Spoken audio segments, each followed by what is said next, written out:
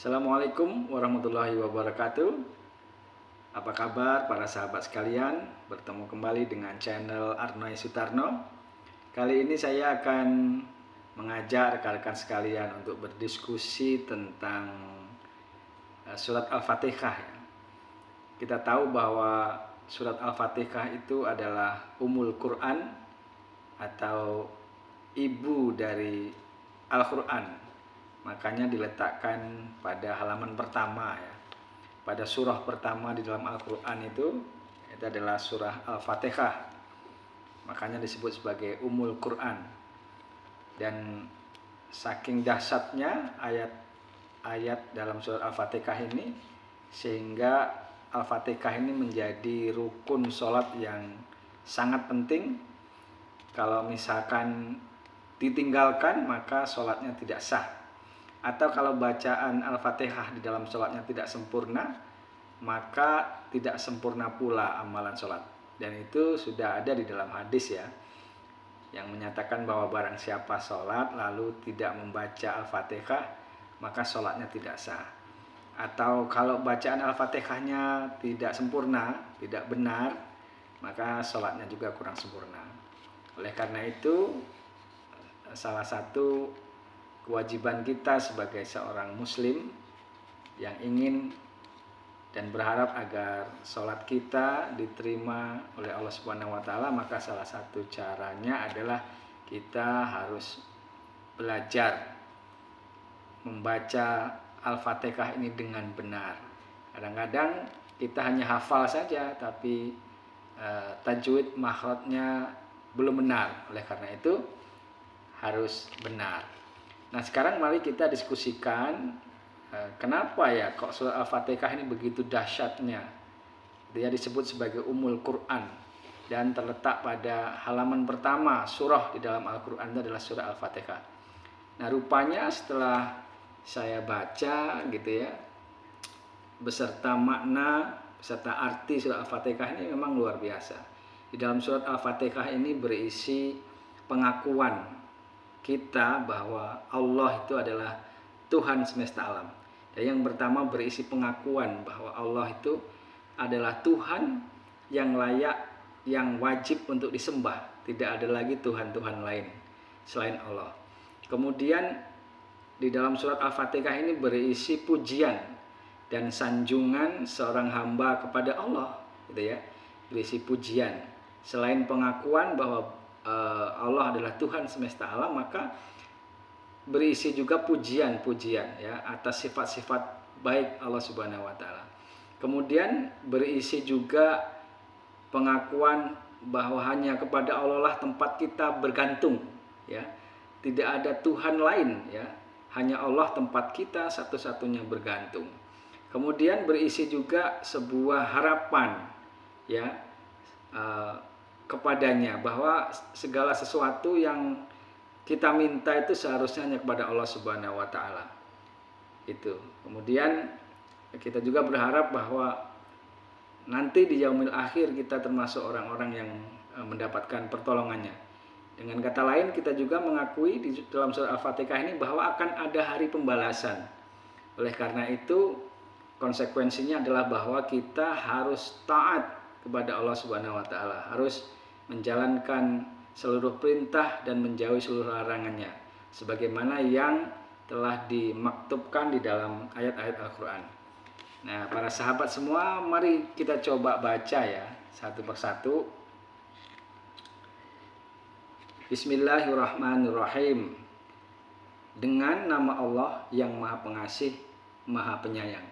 Jadi ayat pertama di dalam Al-Fatihah saja sudah merupakan sebuah sanjungan ya, bahwa kita memulai ayat ini dengan menyebut nama Allah. Kita menyanjung bahwa Allah adalah Maha Pengasih, Maha Penyayang, mengasihi semua makhluknya, menyayangi semua makhluknya. Kemudian ayat kedua, Alhamdulillahirabbil alamin. Segala puji bagi Allah Tuhan seluruh alam. Nah, ini sebuah pengakuan ya, bahwa Allah itu adalah Tuhan seluruh alam. Kalau kita sudah mengakui bahwa Allah adalah Tuhan seluruh alam, maka hanya kepadanya lah kita beribadah ya. Kemudian ayat yang ketiga adalah Ar-Rahmanir Rahim, yang Maha Pengasih lagi Maha Penyayang. Jadi berulang kembali seperti yang pertama, ayat pertama ya. Kemudian ayat keempat, Maliki Yaumiddin, pemilik hari pembalasan. Nah ini, bahwa kita mengakui bahwa nanti akan ada hari pembalasan, hari hisab, hari perhitungan, bahwa seluruh perilaku kita di bumi, tindakan kita, baik amal baik maupun amal jahat, itu akan ada konsekuensinya, akan ada hari pembalasan.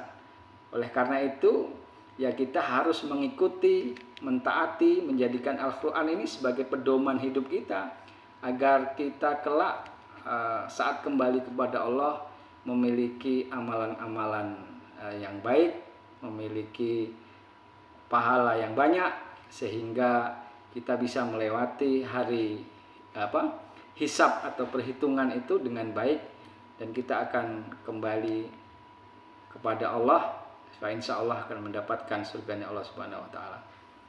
Yang kelima, iyyaka na'budu wa iyyaka nasta'in.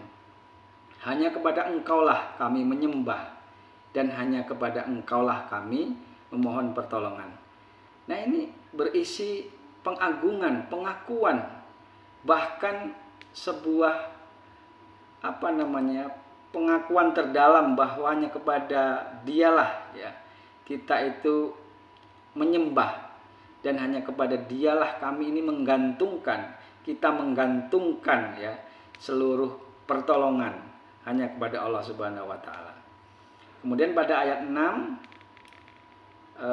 ihdinas syiratal mustaqim, tunjukilah kami jalan yang lurus. Nah sekali lagi ini menunjukkan bahwa kita itu berserah diri kepada Allah, memohon kepada Allah agar ditunjuki jalan yang lurus.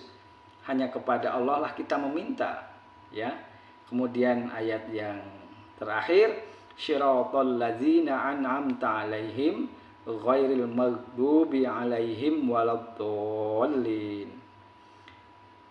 Tunjukilah kami jalan yang lurus, yaitu jalan orang-orang yang telah Engkau beri nikmat kepadanya, bukan jalan mereka yang dimurkai, dan bukan pula jalan mereka yang sesat. Nah ini juga sebuah penyerahan diri ya, bahwa hanya kepada Allah lah gitu ya, kita meminta pertolongan agar ditunjukkan jalan yang lurus, seperti jalan orang-orang yang diberikan nikmat oleh Allah, dan bukan jalan orang-orang yang mendapatkan kemurkaan dari Allah Subhanahu wa taala. Jadi akhirnya kesimpulannya adalah bahwa surat Al-Fatihah ini luar biasa ya, berisi sebuah pengakuan bahwa hanya Allah lah Tuhan semesta alam, kemudian berisi sanjungan kita bahwa Allah adalah Maha Pengasih, Maha Penyayang, Maha Pemberi pertolongan, Maha Pemberi petunjuk, Maha Pemberi nikmat, dan sebagainya. Kemudian juga mengandung sebuah pengakuan bahwa kita menyerahkan diri kita, harapan kita ya hanya kepada Allah Subhanahu wa taala. Semua pertolongan hendaknya hanya diharapkan dan dimohonkan kepada Allah Subhanahu wa taala. Itulah alasan kenapa surat Al-Fatihah itu sangat penting dan harus dibaca ketika kita sholat, menjadi rukun sholat yang sangat penting. Barangkali seperti itu. Terima kasih. Assalamualaikum warahmatullahi wabarakatuh.